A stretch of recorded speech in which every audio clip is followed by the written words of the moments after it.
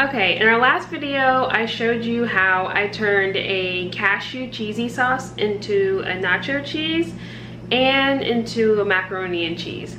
Now we're going to take that same base sauce and make an enchilada sauce out of it. This recipe, my mother-in-law, who is from Mexico, actually said it tastes like a dish that she had in Mexico, and I'm sure it wasn't vegan or gluten-free.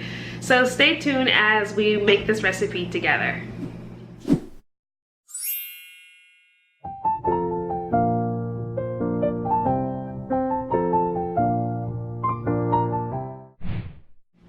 So first things first is making the sauce. Now if you remember in the last cheese recipe, I showed you how we did the cashews and I added just enough water to blend them. Now remember, this is 1 cup of cashews, raw cashews. Make sure you use raw, it's not gonna work if it's roasted.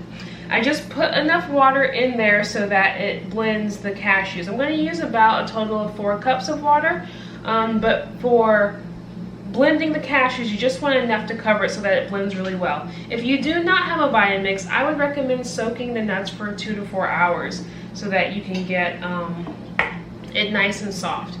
That's what makes it come out with a creamy consistency. Otherwise, it might not come out right. It might come out a little chunky and not smooth and creamy. Okay, we're gonna add the nutritional yeast flakes like we did the last time. And it's the same measurements. I'm gonna put 3 tablespoons in there. So once you learn this basic cashew cheese sauce, you can really use it for so many different things and make it taste totally different. So I did add this in the other cheese sauce, the last cheese sauce that I did. I also added onion. This is onion powder. I'm going to do the same amount, which is a tablespoon. And that's going to take forever. Let's open this baby up. Okay, so a tablespoon of the onion powder. And we're gonna put a tablespoon of the Celtic salt. And as I've said in previous videos, I like to use Celtic salt and also Himalayan salt because they have the high mineral content. And I just like the taste. Okay, so a tablespoon of that. And we're gonna blend the roux.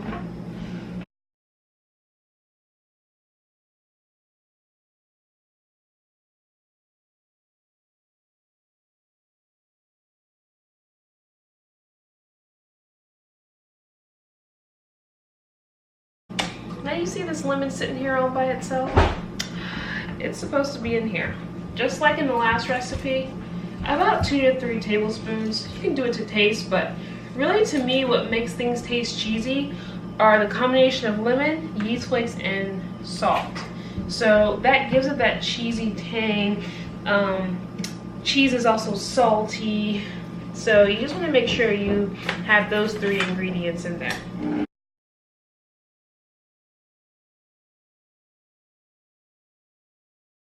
Love you, Vitamix. Okay, so that's what it's gonna look like.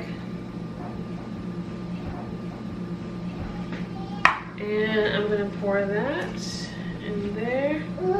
Hi, Manny, what's up? I'm gonna try to do the video. You're gonna try to do the video? Well, I don't want you dragging the chair over here.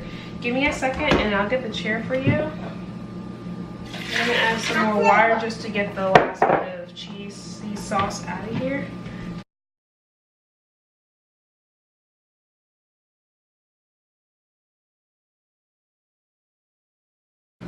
Did you just take a bath? Yes. Ah, you're fresh and clean, Manny. All right, just stay back because this one is hot. This one's not hot, but this one's hot, okay? All right. That one? The one that the pot is on. All right. But the other one. No, this one's not hot, but just in general, let's not touch it, okay? All right, this is optional, like it was in the last video. Yeah. I have done all these cheese recipes without any kind of fake cheese, but we're extra cheesy over here. Okay, so what do we, okay. So, but this is we use for the bond of cheeses too. Oh yes, the vegan omelet. I have used I have used different kinds of sauces to make it taste, stop baby. I've used different kinds of sauces to make this taste like, baby, put it down. Like enchilada sauce. I do my base recipe and then I add some kind of green sauce, green chiles or something like that. This one is a Goya salsa verde. I like it, it's tomatillo. I like to avoid vinegar and some other things, and this one doesn't have any of that in there. So it's mostly tomatillos. It has jalapeno pepper and a few other things, but it's not a lot of ingredients. But they have that. Okay, Manny. Thank you very much.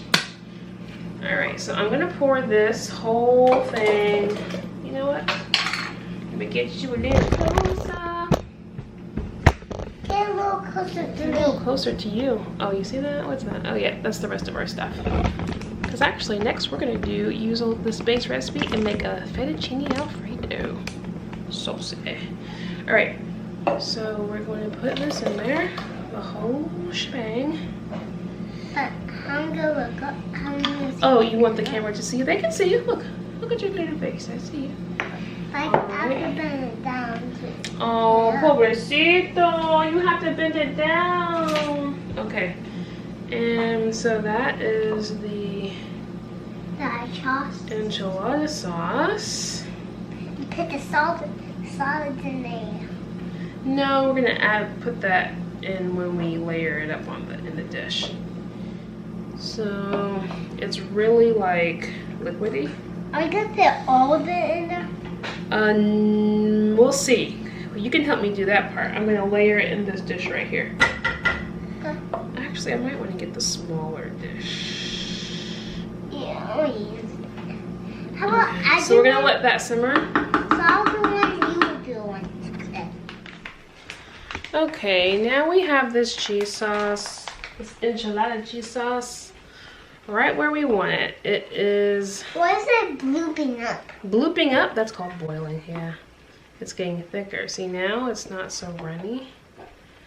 It's thicker. So let me actually turn this off.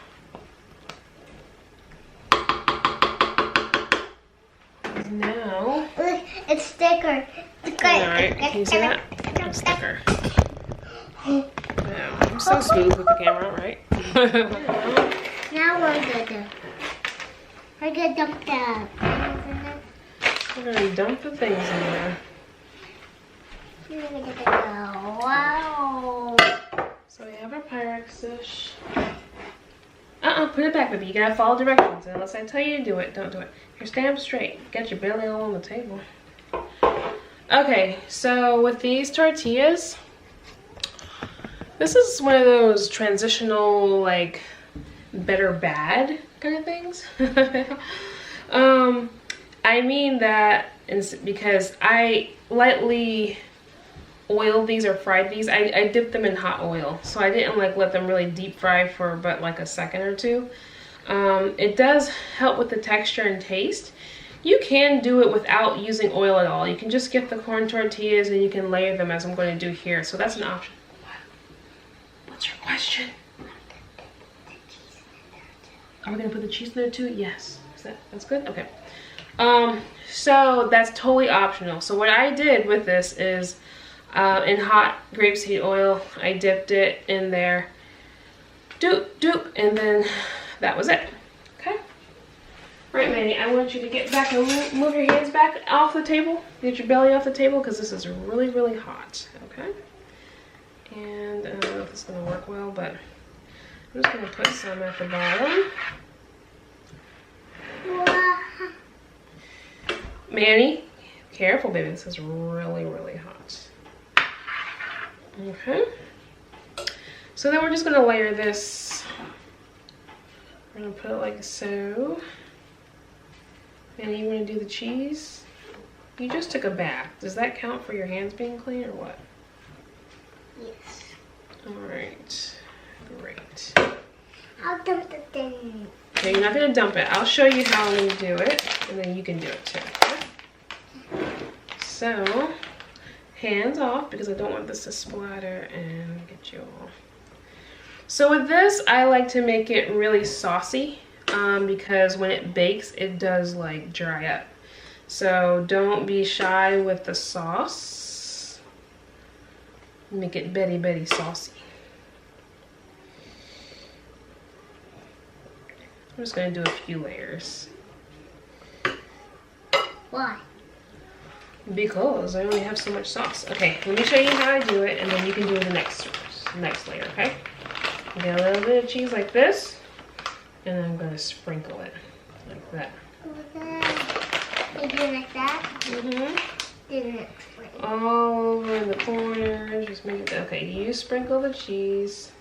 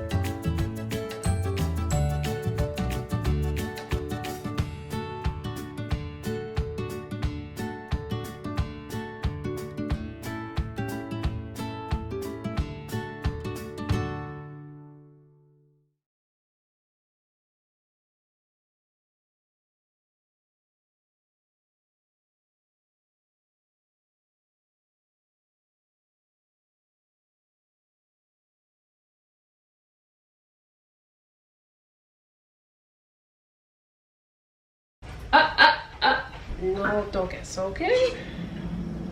Focus. All right. Okay? So then we're gonna put that in the oven at 350 degrees for about 30 minutes.